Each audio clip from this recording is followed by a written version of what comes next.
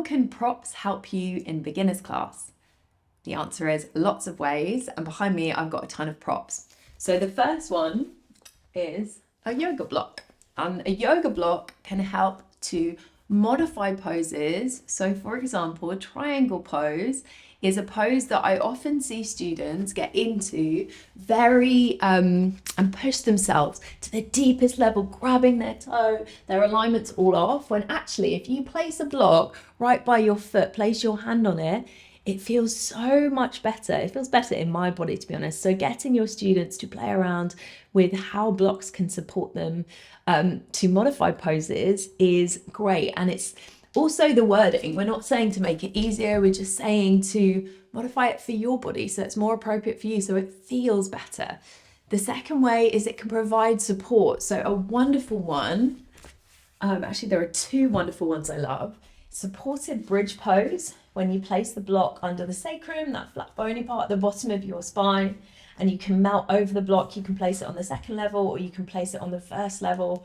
Both are wonderful options. And then the other way that's really yummy for support is by doing the same thing but under the thoracic spine. So again, you can place it on the first or the second level, and you can even do this over a pillow and get them to mount over the block.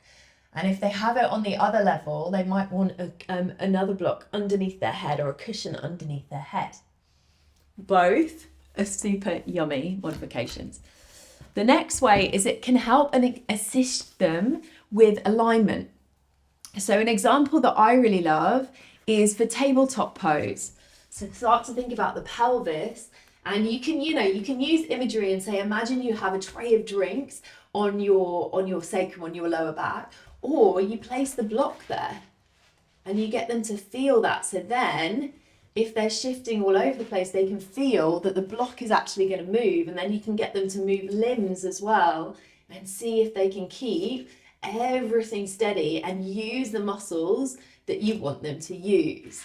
That's also kind of feedback as well. That's giving them feedback. And another way that's really good for feedback is the idea of the energizing the inner thighs towards each other. So for example, in downward facing dog or plank pose, so you can place the block between the thighs and down dog and have them hug in towards the block, or in plank pose, have them hug in towards the block. And again, really helpful for chaturanga to get all the muscles working together. So it's not just the upper body that's doing all the work. It helps to connect all of the core together as well.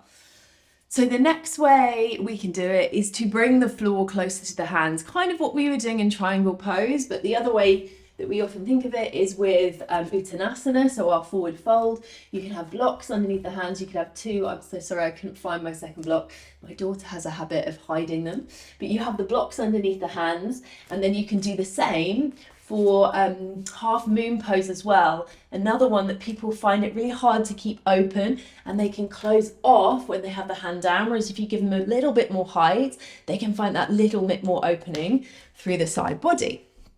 One of my favorite ways of using blocks, because often people look at a block and they're like, I don't want to do the easier option, I want to do the harder option.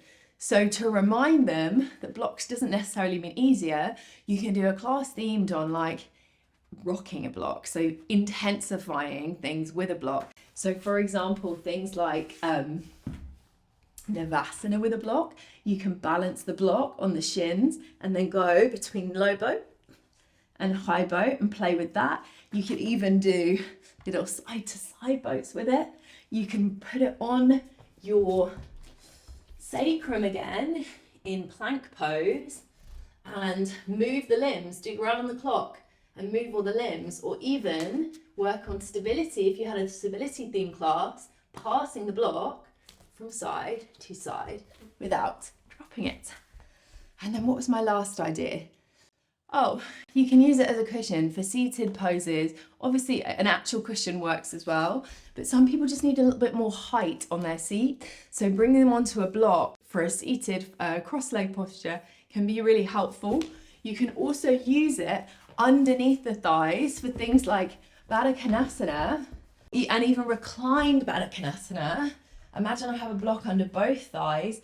It can just help support the legs and feel a little bit more comfortable for some people. Now, there is another one, I think it's called a brick, where it's basically like a slightly bigger version and thinner. I don't have one of them to show you, but they can be really good options for sitting as well, for seated poses, for seated folds. I brought a book because books work really well as well. You don't need people to buy loads of props. They can just grab a book, sit on the edge of the book, and there you go. They've got a little bit more height for their Paschimottanasana, and maybe you can get a little bit more fold. So that is all about the blocks. So the next prop is a strap. Now, you don't need to go out and buy a strap. You can say use dressing gowns, things like that. Like some people will have something at home that they can use in place of a yoga strap. Now, a yoga strap can be used to extend the limbs, extend reach. So using that Paschimottanasana example, if they wanted to grab the feet to just give them a little bit more help into the posture, then the strap can extend their arms. Okay, same for Jani Shishasana and things like that. So you don't have to reach for the feet, you've got the strap there. And then the other one that's really good for that to extend your reach is when you're on your back and you're doing your single leg. And that just feels, for most people, this feels a lot more accessible than grabbing the foot with your hand.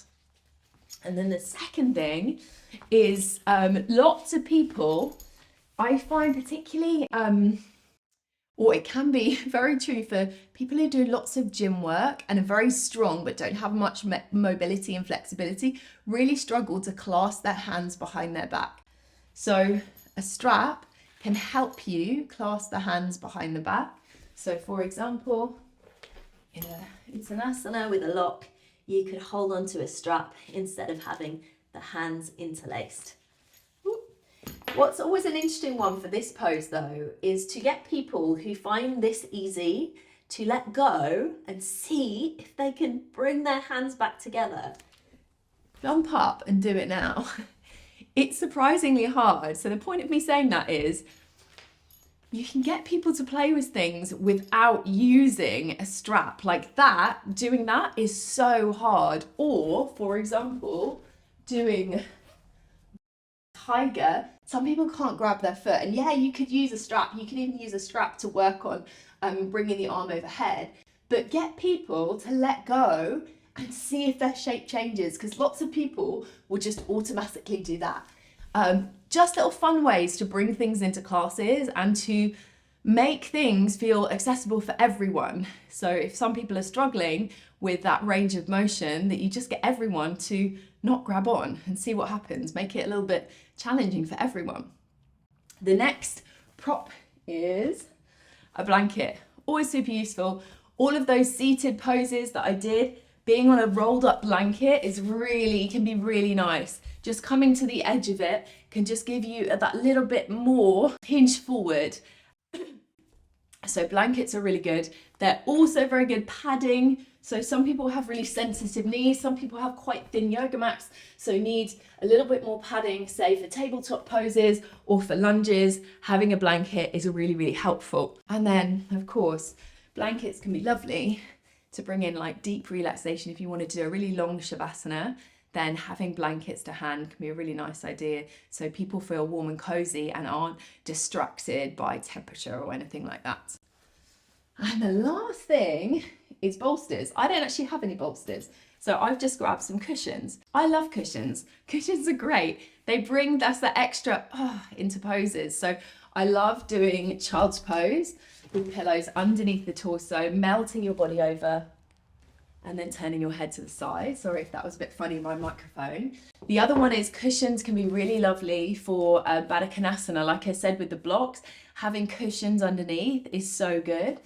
And then you can also place it underneath. So I did that, the kind of fish pose, restorative fish pose at the beginning over the block. You can actually do it over a cushion or a bolster, placing it underneath the shoulder blades and just melting the heart over. For lots of people who spend their day over or hunched over a desk or whatever it is, feels so good and like really supported when it's a bolster or a cushion, much more so than a block. So there are some ways and some props that you can use for your beginner classes and generally for classes as well.